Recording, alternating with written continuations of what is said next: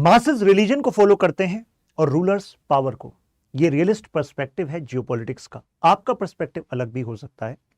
Recently, यानी कि हम कल की बात कर रहे हैं, सऊदी अरब और पाकिस्तान के बीच में एक समझौता हुआ है, स्ट्रेटेजिक म्यूचुअल डिफेंस एग्रीमेंट। समझ लीजिए इस समय पाकिस्तान की मीडिया में यही छाया हुआ है। कहा जा रहा है शहबाज शरीफ आपने तो अपना काम कर दिया और क्या ही दोगे आप पाकिस्तान को, जब सऊदी अरब ने कह दिया कि पाकिस्तान पर हुआ अटैक सऊदी अरब पर अटैक माना जाएगा। यानी कि फिर जो जंग होगी उसमें सऊदी अरब भी पाकिस्तान की तरफ से लड़ेगा। कुछ नेटो वाली वाइब आ रही है क्या? नेटो का आर्टिकल 5 क्या कहता है? कहता है कि अगर किसी भी एक नेटो कंट्री के खिलाफ अटैक हुआ तो बाकी सभी नेटो कंट्रीज साथ आएंगी काउंटर करने के लिए, है कि नहीं? तो इस समय तो पाकिस्तान सुपर सिक्योर फील कर रहा होगा। लेकिन फिर सवाल उठता है, आप ये कह रहे हैं ऑफिशियल स्टेटमेंट में, हाँ यही है, attack on one to be attack against both, लेकिन पाकिस्तान सऊदी एक साथ अगेंस्ट इंडिया। लेकिन सऊदी को तो काफी ज्यादा फायदा भारत से भी है, उस फायदे को कैसे दरकिनार कर रहा है? अब कल ये एग्रीमेंट हुआ, आज ये ऑफिशियल मतलब रिप्लाई आया है मिनिस्ट्री ऑफ एक्सटर्नल अफेयर्स की तरफ से 18 सितंबर। जरा इस स्टेटमेंट को पढ़िए, यहां पर लिखा है, इंडियन गवर्नमेंट की स्टेटमेंट को पढ़िए, क्योंकि सऊदी और इनके बीच में जो डील हुई है ये इंडिया के लिए भी सिग्नल हो सकता है क्या? इसी बात को हमें जांचना होगा। अभी हमारी मिनिस्ट्री कह रही है we will study the implications of this development. हमें देखना होगा कि भारत पर इसका क्या क्या प्रभाव पड़ सकता है, किस किस सिचुएशन में। अभी ऑपरेशन सिंदूर के समय पर आपने देखा वॉर जैसी सिचुएशन बन गई थी, तो भविष्य में अगर ऐसी सिचुएशन बनती है तो सऊदी क्या क्या मदद पाकिस्तान को कर सकता है, और वो मदद पाकिस्तान तक ना पहुंचे तो भारत को भी तो हर संभव प्रयास करना पड़ेगा ना, क्योंकि देश सुरक्षा से ऊपर थोड़ी ना कुछ है। जब तक देश सुरक्षित है तभी हम सुरक्षित है। तो देखिए ये कह रहे हैं ensuring comprehensive national security in all domains. Statement में ऑल डोमेन्स है, कई चीजें ऑल डोमेन्स में कवर हो जाती हैं, समझने वाले समझ जाते हैं। खैर, लेकिन इंडिया से तो तुम्हें ज्यादा फायदा था, फिर पाकिस्तान की तरफ क्यों जाना था तुम्हें? तो एक पर्सपेक्टिव कह रहा है, मुझे लग रहा है कि आप सोच रहे हो कि सर इसमें सऊदी और पाकिस्तान इस्लामिक नेशंस ये वाला एंगल होगा, ऐसा आप सोच रहे हो क्या? चलो जरा तफ्तीश करते हैं कि यही एंगल है या इसके अलावा भी कोई एंगल है। ये एंगल है भी कि नहीं, हमें पूरा समझना पड़ेगा। ठीक है, अभी मैं आऊंगा उस कॉन्सेप्ट पे जिसको मैं लिंक करूंगा ओटोमन्स के टाइम से, लिंक करूंगा वाइडर जो मिडिल ईस्ट की राइवलरी है उससे, सारे पॉइंट्स कवर होंगे। एक पर्सपेक्टिव बताया जा रहा है कि यार ये सऊदी की ना पाइवट ईस्ट स्ट्रेटजी है। इसका क्या मतलब है? देखो, सऊदी को हमेशा से कवर देता आया है यूएस से। जरा और रिवाइंड करो, वर्ल्ड वॉर 1 के टाइम पर जाओ, उस समय सोचो क्या हो रहा था इस एरिया में। सोचो कि अल साउद डायनेस्टी जो इतनी पावरफुल बनी, उसके पीछे कोई पश्चिमी देशों की ताकत भी थी क्या? जरा वर्ल्ड हिस्ट्री में जाइए और पाइए कि वर्ल्ड वॉर 1 के टाइम पर कैसे इस एरिया पर, जहां पर आज मक्का मदीना है, वहां पर ओटोमन्स का राज होता था, और जिसकी सीट कहां थी? टर्की थी।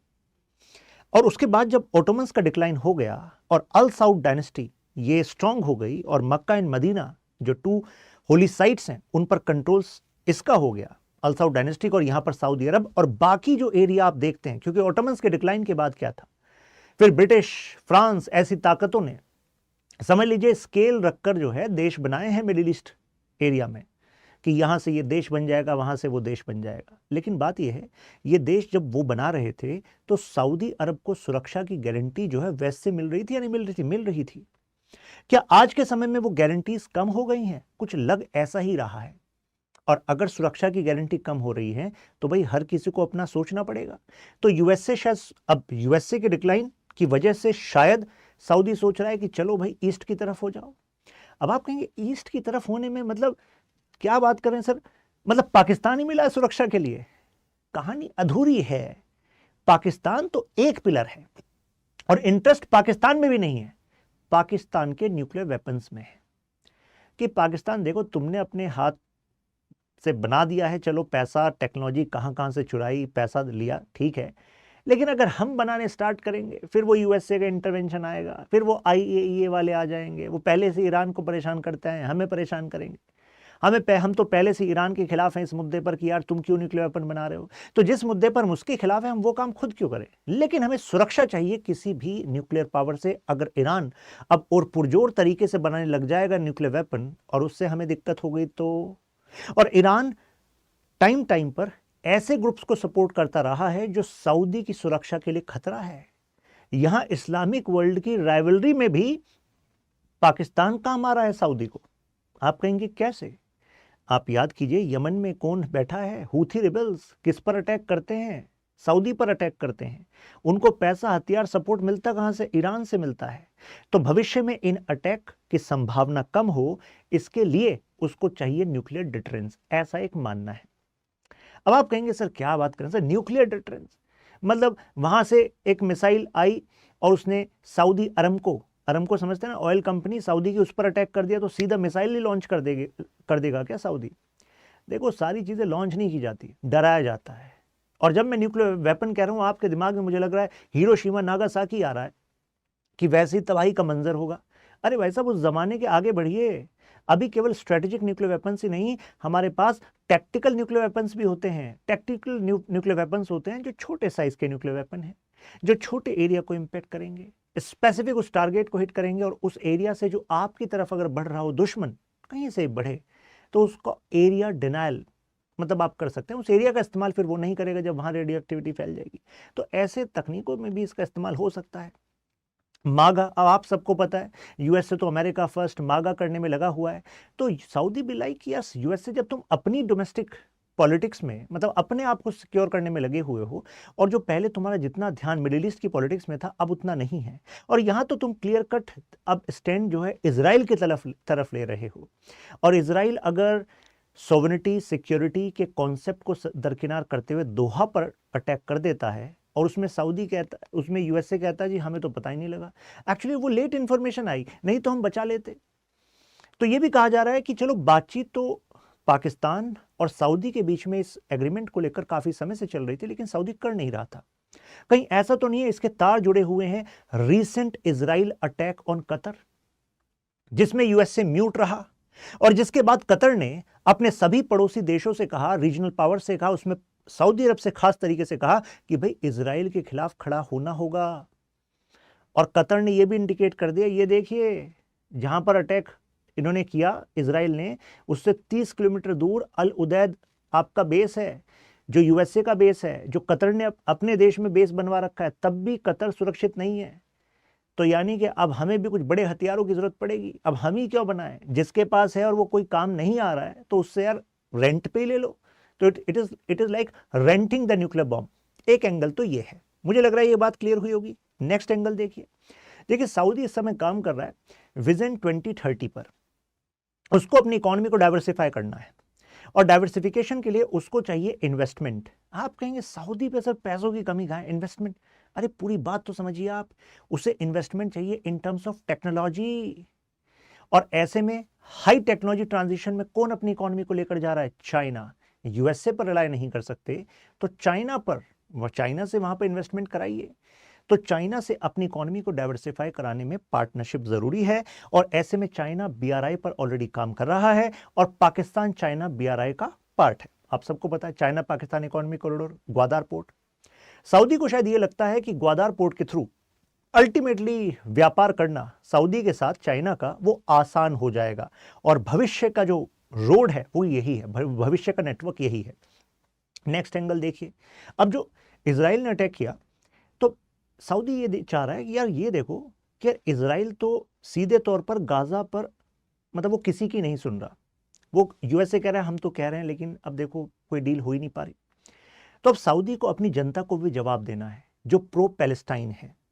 तो वो चाहता है कि ऐसे लीडर्स के साथ पार्टनरशिप बनाओ जो दूसरे देशों को भी सिग्नलिंग दे कि आप क्लियर कट इजराइल के खिलाफ क्यों खड़े नहीं हो रहे। और ऐसे में आप सबको पता है इंडिया और इजराइल की तो स्ट्रेटेजिक पार्टनरशिप है भाई। हम पैलेस्टाइन के सपोर्ट में भी बात करते हैं, पैलेस्टाइन की जो आम जनता है उसके सपोर्ट में हम बात करते हैं, हमास के सपोर्ट में हम बात नहीं करते। हमास ने जो अटैक किया था इजराइल पर उसमें उस समय भारत ने कहा कि यार जो सिक्योरिटी कंसर्न्स हैं इजराइल के या जो टेररिस्ट अटैक है वो नहीं होना चाहिए था। लेकिन जो पैलेस्टाइन की जनता है उनके सिंपैथी में भी हम बोलते हैं। लेकिन सऊदी को ये नहीं चाहिए सऊदी को चाहिए कि भाई इजराइल के सिरे से खिलाफ बोलो, ये उनकी जो पब्लिक सेंटिमेंट है अल सऊद डायनेस्टी की तरफ वो स्ट्रांग होगी। लेकिन पाकिस्तान के रिलेशन देखिए, पाकिस्तान के कोई डिप्लोमेटिक रिलेशंस नहीं है इजराइल के साथ। पाकिस्तान वो वोकल सपोर्टर है पैलेस्टाइन का और बिल्कुल खिलाफ में बोलता है इजराइल के। तो इसका मतलब है एक ब्रॉडर इस्लामिक वर्ल्ड का लीडर होने के नाते सऊदी के लिए जरूरी है कि वो पाकिस्तान जैसे देश के साथ क्लियर कट स्टैंड लेके बाकियों पर प्रेशर बनाए कि देखो इस वजह से हम इसके साथ हुए हैं, क्योंकि देखो इजराइल की पॉलिटिक्स जो है उसमें आपको उसके खिलाफ बोलना चाहिए, आप नहीं बोल रहे हैं। लेकिन क्या फिर भी इंडिया के साथ वॉर की अगर संभावनाएं बनी, क्योंकि इंडिया पाकिस्तान की वॉर की संभावनाएं कभी भी बन सकती हैं, तो उसमें क्या सऊदी इंडिया के खिलाफ मतलब कैसे वॉर में एंगेज होगा? आप कहेंगे सर इतना सरप्राइज होने वाली बात क्यों है? वो इस वजह से है क्योंकि सऊदी के पास पैसा तो है लेकिन वॉर एक्सपीरियंस, वॉर प्रिपेयर्डनेस वो नहीं है। अगर मैं एयरफोर्स, अपनी एयरफोर्स, नेवी, आर्मी तीनों को कंपेयर करूं सऊदी की फोर्सेस के साथ, तो Indian forces are way ahead in terms of weaponry. आप कहेंगे वेपनरी में, क्योंकि सऊदी का जो स्ट्रक्चरिंग है वो एक्चुअली ऐसे है कि सऊदी ने अपनी सिक्योरिटी को भरोसे दे रखा है यूएसए के। तो जो दूसरे के भरोसे सुरक्षा चलाता आया है, तो क्या उसने डोमेस्टिक सिक्योरिटी एपरेटस पर उतना फोकस किया होगा? Answer is no. लेकिन भारत ने तो, भारत बनने के साथ ही हमने कितने सारी लड़ाइयां लड़ी हैं चाइना के साथ, मल्टीपल वॉर्स विद पाकिस्तान। तो हम तो यार मतलब वे ahead in terms of war. तो पहला एंगल तो ये है, राइट। दूसरा एंगल ये है कि सऊदी को खुद देखना चाहिए कि यार यही पाकिस्तान जिसके साथ तुमने म्यूचुअल एग्रीमेंट किया है अभी डिफेंस का, 2015 में जब तुम्हारा और यमन का कॉन्फ्लिक्ट चल रहा था, उस समय सऊदी, क्योंकि मैंने कहा ना ज्यादा डिपेंडेंस किस पर थी? यूएसए पर। तो उस समय सऊदी को जरूरत पड़ी मिलिट्री ट्रूप्स की, तो उसने पाकिस्तान से कहा यार पाकिस्तान तुम्हें शुरुआत से हम इतने ग्रांट्स, इतना पैसा देते आए हैं, इतनी एड देते आए हैं, चलो अपने मिलिट्री ट्रूप्स को हमारे सपोर्ट में भेजो। पाकिस्तान ने वैसे तो कहा अरे सऊदी हम हमेशा आपके साथ खड़े हैं, लेकिन जब ऐसा हुआ तो इस फैसले पर पाकिस्तान की सरकार खुद फैसला नहीं ले सकती थी, उसको उनकी पार्लियामेंट के अप्रूवल की जरूरत थी। तो पाकिस्तान की पार्लियामेंट ने इस वाले फैसले पर सऊदी के खिलाफ वोट कर दी, यानी कि रिजेक्ट कर दिया इस फैसले को। तो इससे एक बात पता लगती है कि भाई साहब पाकिस्तान भी पैसे से ही कंट्रोल होगा। यानी कि जो रिसेंट एग्रीमेंट है ये तो ठीक है कि भाई हम आपके साथ हैं, लेकिन अल्टीमेटली जो लीवर्स हैं वो सऊदी के पास ही रहेंगे। और सऊदी को पता है कि पाकिस्तान का लीवर क्या है, कि भाई अल्टीमेटली इकोनॉमिक डिक्लाइन है पाकिस्तान का। तो थोड़े थोड़े इंसेंटिव्स देते रहो और इंसेंटिव्स के बदले ही पाकिस्तान से एक्शंस करवाते रहो जो अपने हिसाब से सही हो लार्जर रीजनल जियोपॉलिटिक्स में। अब क्या है वो जियोपॉलिटिक्स, अभी आगे आपको पता लगेगा, राइट। तो जैसे मैंने आपको बताया, कंपैरिजन में सऊदी की forces are way you can say backward, क्योंकि ओवर डिपेंडेंस ऑन यूएसए। इसके अलावा अगर मिसाइल्स की बात करें, number of missiles are more with India, plus India की जो मिसाइल मतलब रेंज है that is covering major oil centres of Saudi. तो कहने का मतलब मेजर सिटीज, ऑयल इंफ्रास्ट्रक्चर अगर वो वल्नरेबल है तो सऊदी क्यों ही इंडिया के साथ कॉन्फ्लिक्ट में आना चाहेगा? ये भी सोचने वाली बात है। इसी वजह से हमारी मिनिस्ट्री का भी कहना है कि भाई we are going to study the implications, क्योंकि सऊदी के हमारे साथ अच्छे रिश्ते भी हैं कई कारणों से, उन लेयर्स को भी मैं आगे बताने वाला हूं। तो ऐसे कॉन्फ्लिक्ट में अगर आएगा तो कोई क्यों पाकिस्तान की बेवकूफ़ी की वजह से कि वो आतंकवादियों को भारत में भेजता रहता है, उसकी वजह से क्यों सऊदी अपनी बनी बनाई अर्थव्यवस्था, बने बनाए रिलेशंस को पानी में डालेगा? भाई ये भी लॉजिकल बात है। ज्योग्राफी की वजह से देखिए, अब मैं आपको गूगल अर्थ के थ्रू दिखाता हूं, ये देख रहे हैं आप। अब मान लीजिए इंडिया पाकिस्तान का वॉर होता है, सऊदी आप कैसे सपोर्ट करोगे पाकिस्तान को? सऊदी कहेगा कि पैसे से सपोर्ट करेंगे। अच्छा, उसके अलावा क्योंकि केवल पैसे से तो वॉर नहीं लड़ी जाती, उसके अलावा यू नीड फोर्सेस, तो सऊदी कहेगा we have are forces as well ना। ठीक है, कहां से भेजोगे अपनी फोर्सेस? क्योंकि यहां ये वाला एरिया तो ओमान है, ये वाला यमन हो गया, ये यूएई हो गया, तो यानी कि यहां से आपकी कोस्टल बेल्ट से आप यहां से लाएंगे और फिर इधर पाकिस्तान को सपोर्ट करने आएंगे। अच्छा जी, इंडियन नेवी कहेगी कि जो हम यहां पर बैठे हैं वो किस लिए बैठे हैं? मतलब इससे पहले 1971 के वॉर में भी हम ब्लॉकेड कर चुके हैं, नेवल ब्लॉकेड। आपको नहीं लगता सऊदी की हम नेवल ब्लॉकेड तो ऐसे ही कर देंगे? तो वहां से वॉर को कंटिन्यू करने के लिए जो सस्टेन्ड आपको सपोर्ट चाहिए, भाई नेवल सपोर्ट तो यहां से कट जाएगा। ठीक है।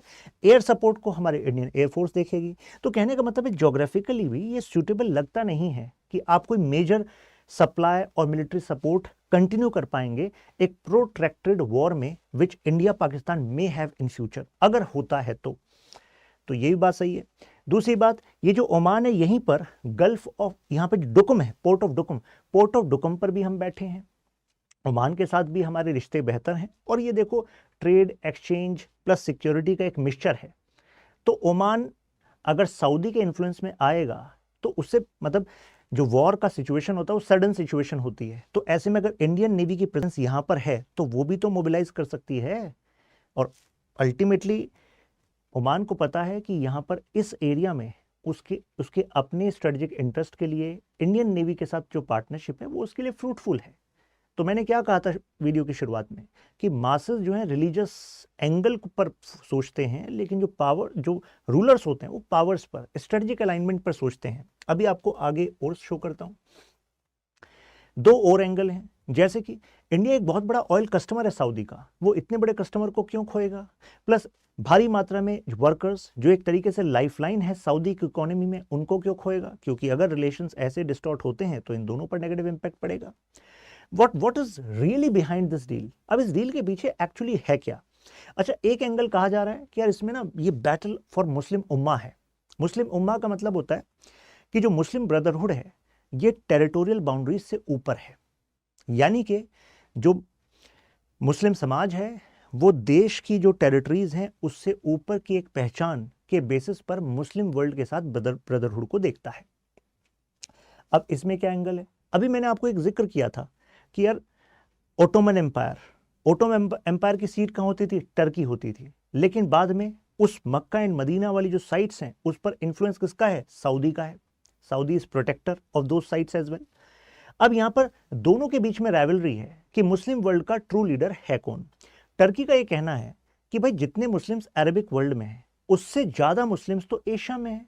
अगर number of Muslims are more in Asia तो अल्टीमेटली टर्की उन एशियन मुस्लिम्स को एक करके क्या सऊदी से बड़ा लीडर नहीं हो सकता।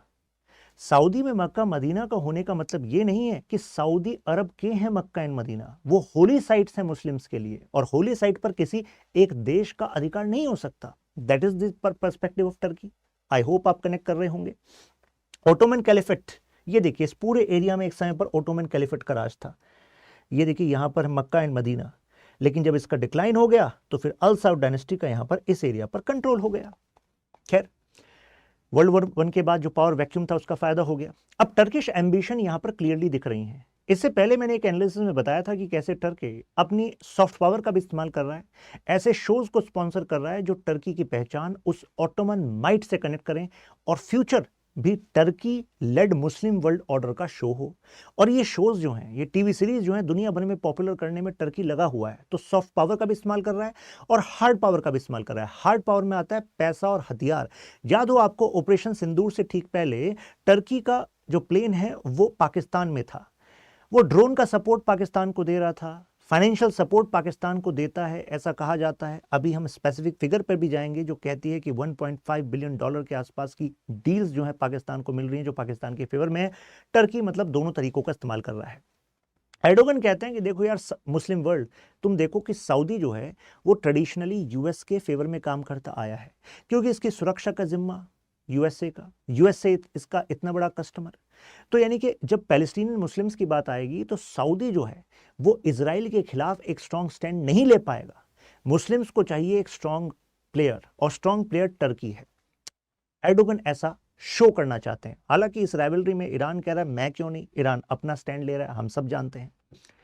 तो यानी कि इजराइल के खिलाफ स्टैंड, प्लस देखिए ये सऊदी के खिलाफ भी स्टैंड लेता है। याद है आपको जब क्राउन प्रिंस पर आरोप लगा था कि उनके खिलाफ बातचीत करने वाले, मतलब उनके खिलाफ कुछ रिपोर्ट्स निकालने वाले जर्नलिस्ट को एक्चुअली मतलब एक एम्बेसी में कट करके खत्म कर दिया था। तो दुनिया भर में सऊदी मतलब जो सऊदी डायनेस्टी है, अल सऊद, MBS, इसके खिलाफ बातें चल रही थी। लेकिन कुछ लोग थे चुप थे, जैसे पाकिस्तान। लेकिन जो लोग क्लियर कट बोल रहे थे मुस्लिम वर्ल्ड में वो था टर्की। टर्की क्यों? टर्की कह रहा है कि देखो जो सऊदी है वो हर काम सही नहीं कर रहा, वो ट्रू लीडर हो ही नहीं सकता मुस्लिम वर्ल्ड का। पाकिस्तान यहां पर क्या कर रहा है, वो बैलेंसिंग एक्ट खेल रहा है। वो चाह रहा है कि ना टर्की का बुरा बने ना सऊदी का बुरा बने, दोनों में से दोनों चाहते हैं कि यार एक को चूज करो, लेकिन दोनों के साथ बैलेंसिंग एक्ट खेलकर अगर दोनों से फायदा लिया जा सकता है तो लेते हैं ना। पाकिस्तान का मानना है कि देखो मिलिट्री अगर हम एंगल से देखें तो टर्की हमें ज्यादा फायदा पहुंचा रहा है, कल्चरल बॉन्ड देखें तो टर्की से फायदा है, कारण कि ये जो साउथ एशिया आप देखते हैं तो इस तरफ जब इस्लाम फैला तो आप उसकी रूट्स जो हैं डीप जाएंगे तो कनेक्ट करते हैं अरब से, लेकिन वैसे देखें तो टर्किक मंगोल ये रूट्स हैं जो साउथ एशिया में मुस्लिम्स जो जो धर्म है वो एक्सपेंड हुआ। तो कहने का मतलब ये हुआ कि यार यहां पर जो मुस्लिम्स हैं फॉर एग्जांपल पाकिस्तान वाले रीजन में, तो उनका कल्चरल कनेक्शन जो है वो डीपर किसके साथ बैठता है, टर्की के साथ बैठता है। तो पाकिस्तान तो भाई दोनों तरफ से पैसा ले रहा है, उधर रियाद से एड लेता है, इधर इनसे डील लेता है। टर्की और पाकिस्तान, मतलब अब एक और एग्जांपल देता हूं, 2019 की बात है, मलेशिया में एक समिट होती है जिसका पर्पस था कि एशिया के मुस्लिम्स को एक साथ लाना है और उनकी जियोपॉलिटिकल रिलेवेंस को बढ़ाना है। अब इस समिट पर एक्चुअली मेजर पुश किसका था, टर्की का था। टर्की एक्चुअली प्रोजेक्ट कर रहा था कि टर्की, पाक and Malaysia, Malaysia is also Muslim majority nation, ये तीनों एक हैं और एक ब्लॉक है। उस समय कहा जाता है कि Saudi was not happy with this. Saudi का मानना था कि अरे जब हम ओआईसी को चलाते हैं, ऑर्गेनाइजेशन फॉर इस्लामिक कंट्रीज को चलाते हैं, गल्फ में हमारी अलग से मुस्लिम्स के लिए काउंसिल्स हैं, तो why you are having these kind of summits, you are dividing the Muslim world. लेकिन टर्की का कहना था व्हाई इट इज डिवाइडिंग, भाई एशियन मुस्लिम्स को क्या सेम जगह देता है अरब वर्ल्ड? क्या सऊदी एशिया के मुस्लिम्स को इक्वल स्टेटस देता है इन दीज ग्रुप्स? तो टर्की का कहना नहीं देता। इस वजह से टर्की कहता है कि भाई एशियन मुस्लिम्स को अपनी जियोपॉलिटिकल रिलेवेंस को शो करना पड़ेगा। अभी आगे बढ़ता हूं, आप मेरे साथ यहां पर कनेक्ट कर सकते हैं, Shashank Tyagi for you. Now coming back to our topic. तो यानी कि जो पाकिस्तान और सऊदी के बीच में अभी एग्रीमेंट हुआ है, ये एक तरीके का सिग्नलिंग है जो सऊदी देना चाह रहा है टर्की को भी कि देखो पाकिस्तान ने जो एग्रीमेंट हमारे साथ किया वो तुम्हारे साथ नहीं किया, यानी कि पाकिस्तान के न्यूक्लियर वेपन को जब हमें यूज करना होगा तो हम यूज कर लेंगे, राइट। टर्की से मिलिट्री टेक्नोलॉजी मिलती है तो सऊदी से पैसा मिलता है। ऐसा लगता है पैसा यहां जीत गया है अगर इस राइवलरी की बात करें। सऊदी का कहना है कि देखो पाकिस्तान, तुम्हें F-16 भी तो लेने थे यूएसए से, पैसा कौन देगा, हम देंगे। तो एक तरीके से स्ट्रेटेजिक कोर्जन का रिलेशनशिप रहेगा यहां पर पाकिस्तान का और सऊदी का। ये मत मानिएगा कि ये इक्वल पार्टनरशिप है। इकोनॉमी फैक्टर देखिए, मैंने कहा कि 2030 का विजन लेकर चल रहे हैं एमबीएस। सऊदी को पता है कि यार काफी समय तक, मतलब मैक्सिमम 40-45 ईयर्स, उसके बाद हम क्या करेंगे? हम ऑयल एक्सपोर्टर के नाम पर नहीं जाने जा सकते, फॉसिल फ्यूल लिमिटेड है, तो अपनी इकोनॉमी को डाइवर्सिफाई करना है। ऑलरेडी आपने सुना होगा कि वो नियोम सिटी बना रहे हैं, एक फ्यूचरिस्टिक सिटी बना रहे हैं जैसी कभी नहीं देखी गई। ऐसी सिटी पर काम चल रहा है सऊदी में, उस पर मैंने एक डिटेल्ड एनालिसिस भी बनाया था। टूरिज्म हब्स बन रहे हैं जिसके लिए सऊदी अपनी पॉलिसीज को लिबरलाइज भी कर रहा है, जो किसी मुस्लिम कंट्री स्पेशली सऊदी जैसी कंट्री से पहले एक्सपेक्ट नहीं किया गया था।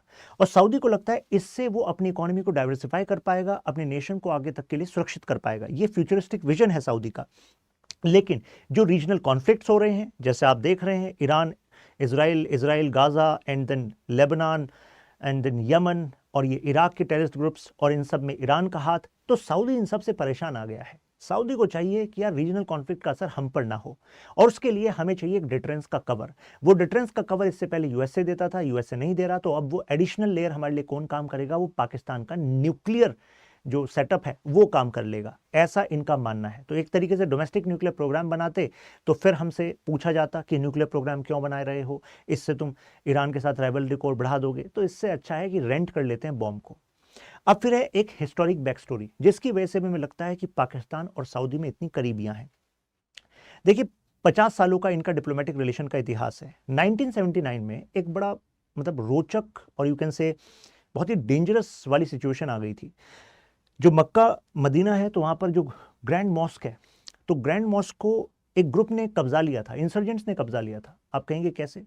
कहा जाता है कि वो कॉफिन्स के बहाने लेकर जाते थे हथियारों को अंदर इस एरिया में, ग्रैंड मॉस्क वाले एरिया में, और जैसे कि माना जाता है कि कॉफिन को खोलकर नहीं देखा जा सकता, तो इस बहाने वो हथियारों को फनल करते रहे। उसके बाद उन्होंने डिक्लेयर कर दिया कि भाई वो पहला दिन था इस्लामिक कैलेंडर के हिसाब से 1400 AH का पहला दिन। उन्होंने कहा कि जो इस्लाम कुरान में नहीं लेकिन हदीथ के हिसाब से एक्चुअली एक मसीहा आएंगे, मेहदी जिनको कहा जाता है, आप में से काफ़ी लोगों ने सुना भी होगा। उन्होंने कहा कि वो मेहदी आ गए हैं। तो इन इंसर्जेंट ग्रुप्स ने ग्रैंड मॉस्क को कब्जा लिया सऊदी के अंदर, सऊदी की पूरी सुरक्षा को साइडलाइन करते हुए कब्जा लिया, हथियारों से पूरे एरिया पर कंट्रोल ले लिया, जिसके अंदर काफ़ी लोग भी फंसे हुए थे। और इन्होंने कहा कि ये एक्चुअली इस्लाम ने हमें इंस्पायर किया है और यहाँ पर ऑलरेडी आ गए हैं जो मसीहा हैं, और जो ये डायनेस्टी है ये डायनेस्टी करप्ट है, ये डायनेस्टी यूएस लीनिंग है, ये इस्लाम के प्रिंसिपल्स के हिसाब से चलाने के लिए हकदार नहीं है। तो एक तरीके से अल साउद डायनेस्टी जो सऊदी अरब को चलाती है उसकी लेजिटिमेसी पे ही क्वेश्चन कर दिया था इस 1979 के इवेंट ने। अब बड़ा मसला हो गया ये तो। अब सऊदी क्या करे? क्या हथियार लेकर अंदर जाए ग्रैंड मॉस्क में? तो उस पर कहीं जो उलेमा है वो खिलाफ ना हो जाए।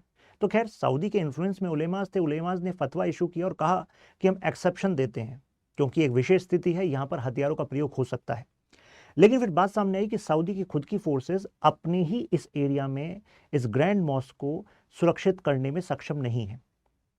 फिर उन्होंने फ्रांस से सपोर्ट मांगी, तो फ्रांस के स्पेशल कमांडोज वहां पर आए और in one report I was reading कि टेम्पररीली ये कहा गया कि वो इस्लामिक फेथ में बिलीव करते हैं, जिसके बेसिस पर उनको एंट्री मिली, क्योंकि इस्लामिक फेथ के बिना आप एंट्री नहीं कर सकते।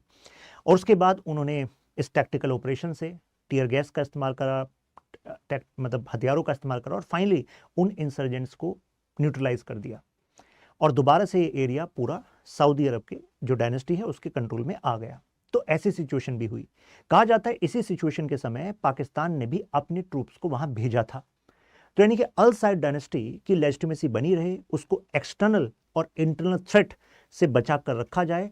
तो ये इंटेंशन जो है पाकिस्तान की फोर्सेस जो मिलिट्री ब्रांच है वो शो करती रही है, ये इसका एंगल है। क्या आपने कभी सुना है जब आसिम मुनीर को फील्ड मार्शल का दर्जा दिया गया था उससे पहले कहा जा रहा था कि पाकिस्तान की इकोनॉमिक लाइफलाइन को बचाने में अगर कोई एक रोल निभा सकता है वो आसिम मुनीर निभा सकता है। There were many editorials in this regard. तो कई लोग सरप्राइज हो रहे थे कि यार किसी देश में सुना है हमने कि कोई इकोनॉमी का एक्सपर्ट हो जो इकोनॉमी को बचाएगा।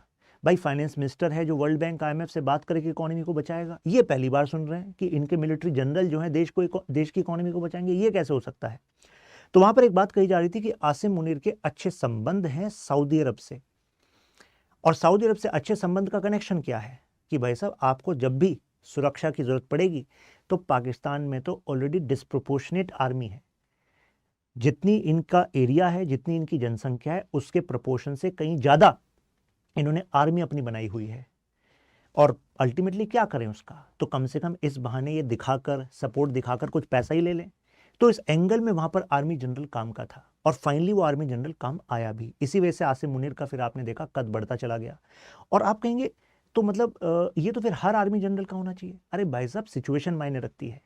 सऊदी अरब उस सिचुएशन में है जब मिडिल ईस्ट में क्राइसिस बढ़ रहा है, जब यूएसए अपनी सिक्योरिटी गारंटीज को बैकफुट पर ले रहा है। तो इस समय पर पाकिस्तानी आर्मी कुछ सपोर्ट आपका कर देगी, जब जरूरत होगी हमारे ट्रूप्स को ले लीजिएगा। तो आपको नहीं लगता ये एंगल, ये जो बॉन्ड है अब ज्यादा जरूरी होगा सऊदी के लिए? ये भी एक एंगल बताया जा रहा था। 1971 में खैर आप सबको पता है हार का सामना करना पड़ा पाकिस्तान को और आधा पाकिस्तान जो है वो बांग्लादेश बन गया। इसके बाद पाकिस्तान ने ठाना अब तो हम न्यूक्लियर वेपन बनाएंगे, लेकिन न्यूक्लियर वेपन बनाने के लिए पैसा लगता है। पैसा कहाँ से लाएं? लीबिया से मांगा कुछ पैसा, सऊदी से मांगा। सऊदी ने कहा हमसे पैसा क्यों मांग रहे हो? तो पाकिस्तान ने कहा कि देखो ईरान उधर से तुम्हारे लिए खतरा है, इधर से इराक तुम्हारे हिसाब से नहीं चलता, ये भी तुम्हारे लिए खतरा है। तो दो खतरों के बीच में एक ही सुरक्षा कवर हो सकता है, वो है न्यूक्लियर वेपन। क्या तुम खुद बना पाओगे? क्योंकि अल्टीमेटली इंटरनेशनल सैंक्शन तुम पर लगेंगे। तो सऊदी ने कहा लेकिन तुम्हारा क्या? उसने कहा हमारा छोड़ो, हम तो सैंक्शन वैंक्शन से कुछ नहीं होता, हमारी तो जरूरत है, हमारी एग्जिस्टेंस पर बात आ गई है। आधा पाकिस्तान बांग्लादेश बन गया है, तो जो बचा हुआ है उसके लिए सैंक्शन क्या चीज़ है भाई, हमें चाहिए पैसा। सऊदी ने कहा ठीक है ये पैसा तो दे रहे हैं, लेकिन आगे जाकर जब न्यूक्स की जरूरत पड़ेगी तो तुम्हें देने होंगे। तो कहा जाता है एक अनसेड एग्रीमेंट था इनके बीच में। एक इंटेलिजेंस रिपोर्ट के हिसाब से 60% जो खर्चा था कहूता न्यूक्लियर एनरिचमेंट फैसिलिटी का वो सऊदी ने ही पे किया था AQ खान नेटवर्क के थ्रू कि चलो भाई अभी तुम बना लो, एक्सपेरिमेंट करो, ये हमारा लॉन्ग टर्म इन्वेस्टमेंट हो गया, जब फ्यूचर में जरूरत पड़ी तो काम आएगा। इसके अलावा इकोनॉमी फैक्टर भी है, क्योंकि फाइनेंशियल कंट्रोल, $700 बिलियन का तो इनका पब्लिक इन्वेस्टमेंट फंड है। तो कहने का मतलब है कि पाकिस्तान को बीच बीच में आईएमएफ की सपोर्ट की जरूरत पड़ती है, और आईएमएफ का सपोर्ट आता है विद कंडीशन जैसे देखिए 1958 से अभी तक 22 बार, मतलब 22 टाइम्स ऐसे क्राइसिस आ गए हैं कि इन्होंने बेल आउट लेने की अर्जी डाली है आईएमएफ के सामने। क्या बात है। लेकिन आईएमएफ कहता है कि इसके लिए ना तुम्हें ऑस्टेरिटी मेजर्स अपनाने पड़ेंगे, फिजूल खर्ची कम करनी पड़ेगी। अब पाकिस्तान एस्टेब्लिशमेंट लाइक फिजूल खर्ची कैसे कम कर दें भाई। दूसरा कि आपको ना टैक्सेस को रेशनलाइज करना पड़ेगा, कुछ जगह टैक्सेस को बढ़ाना पड़ेगा। अब पाकिस्तान की जनता कहेगी वैसी गरीबी और तुम टैक्सेस बढ़वा रहे हो, तो यार पॉलिटिकल इशू बन जाएगा। तो ऐसी सिचुएशन में इन टफ कंडीशंस को अगर मानकर चले पाकिस्तानी सरकार, तो पाकिस्तानी सरकार गिर जाएगी। जो भी ऐसा लीडर होगा, तो बीच का रास्ता चाहिए। तो बीच के रास्ते में फिर काम कौन आएगा भाई। सीधा लैंडिंग फैसिलिटी इनके लिए क्या होगी, सऊदी अरब होगी। सऊदी अरब कहेगा पैसा बहुत है, उसकी टेंशन नहीं है, लेकिन हमारे हिसाब से तुम्हें चलना पड़ेगा। तो ये फ्लेक्सिबिलिटी वाला जो सिचुएशन है, ये यहाँ पर आ जाता है। अच्छा, एक और इंटरेस्टिंग बात है, जो मैंने आपको यमन वाला क्राइसिस बताया था ना 2015, जब पाकिस्तान कि पार्लियामेंट ने रिजेक्ट कर दिया था मिलिट्री सपोर्ट टू सऊदी, तो उसके बाद सऊदी की तरफ से आया था कि जरा $1 बिलियन का जो लोन है ना, जरा पे करो वापस। तो फिर जैसे तैसे पाकिस्तान को उसका एक बड़ा कंपोनेंट पे बैक करना पड़ा था। तो यानी कि सऊदी जो है वो भी मौका नहीं छोड़ेगा। जब लोन की कंडीशंस को टफ करना होगा, वापस लेना होगा लोन को, तो ले लेगा, और जब उसको रिलैक्स करना होगा कि चलो तुम्हें मोरेटोरियम दे रहे हैं, अभी फिलहाल पे बैक मत करना, तो वो करता रहेगा। तो ऐसा उसने पहले भी किया है, आगे भी कर सकता है। अब ब्रॉडर जियोपॉलिटिकल फॉलआउट इसका क्या हो सकता है। देखो, अगर इस एग्रीमेंट का मतलब ये बैठता है कि सऊदी को भी एक न्यूक्लियर कवर मिल गया है, तो कुल मिलाकर बात यह है कि न्यूक्लियर बॉम्ब रखे पाकिस्तान में है, लेकिन खरीद सऊदी ने लिए हैं रेंट पर। आपको नहीं लगता कि इससे ईरान के अंदर भी एक इनसिक्योरिटी होगी। वो कहेगा कि यार हमारी तो हमेशा से राइवलरी रही है, हम ऐसे ग्रुप्स को सपोर्ट करते हैं जो सऊदी जिनका दुश्मन है, जो सऊदी कहता है ये मिडिल ईस्ट की पॉलिटिक्स में हमारे हिसाब से नहीं चलते, हमारी सपोर्ट वाली सरकारों को नहीं बनने देते। ये तो ईरान अपने सपोर्ट वाली सरकारों को बनाना चाहता है, जैसे सऊदी के नीचे यमन में हुतीस को सपोर्ट करता है, सऊदी वहां पर दूसरों को सपोर्ट करता है यमन में। तो कहने का मतलब है ये जो यहाँ की जियोपॉलिटिक्स है, उस सिचुएशन में ईरान हो सकता है न्यूक्लियर वेपन बनाने के लिए और तेज प्रयास कर दे। ये यहाँ की जियोपॉलिटिकल फॉलआउट हो सकता है। दूसरा, चाइना क्या कर रहा है। चाइना यहाँ पर शांत बैठकर स्माइल कर रहा है, ठीक है चलो अच्छी बात है, अल्टीमेटली सऊदी पाइवट ईस्ट हो रहा है ना, ठीक है, फिर हम सऊदी के साथ रिलेशंस को डीपन करेंगे। यूएसए के लिए सबसे बड़ा ये समझ लीजिए शर्म की बात है कि भाई तुम्हारा स्ट्रेटेजिक पार्टनर, तुमने जिसकी सुरक्षा की गारंटी ली हुई थी, उसे ऐसे हालात बन गए कि पाकिस्तान के साथ म्यूचुअल डिफेंस एग्रीमेंट करना पड़ गया। तो सीरियस क्वेश्चन है। इंडिया के लिहाज से क्या देखा जाए, देखिए जब भी सुरक्षा की बात होती है तो सिक्योरिटी मैट्रिक्स बनाता है जो भी नेशनल सिक्योरिटी का जिम्मा जिसके ऊपर है। सिक्योरिटी मैट्रिक्स में हम हर एक उस पॉइंट को रखते हैं जो वर्स्ट पॉसिबल सिनेरियो है। तो यानी कि इवन इफ सऊदी में इंडिकेट कि यार ये ना हमने मिडिल ईस्ट की पॉलिटिक्स के लिए किया है, इंडिया आपसे इसका कुछ लेना देना नहीं है, लेकिन सिचुएशंस बदलते देर नहीं लगती। तो ऐसे में इंडिया को अपने वर्स्ट पॉसिबल सिनेरियो के लिए कि इससे सऊदी से पाकिस्तान को मिलने वाले सपोर्ट से भारत की सुरक्षा पर क्या खतरा होगा, हमें उसके लिए तैयार रहना होगा। अगर सारी बातें हैं आपको क्लियर, यू कैन मेंशन वाह इन कमेंट्स। आपका जो इंडिपेंडेंट ओपिनियन है डू शेयर इन कमेंट्स। आप यहां पर मेरे साथ कनेक्ट कर लीजिए, Shashank Tyagi for you, Instagram Telegram, जिससे कोई चीज मिस ना हो। Examine the implications of new strategic mutual defence agreement between Pakistan and Saudi Arab. इसका आंसर इस पूरी वीडियो में आपको मिल ही गया है। ये पीडीएफ मैं यहां पर अपलोड कर रहा हूं Shashank Tyagi for you Telegram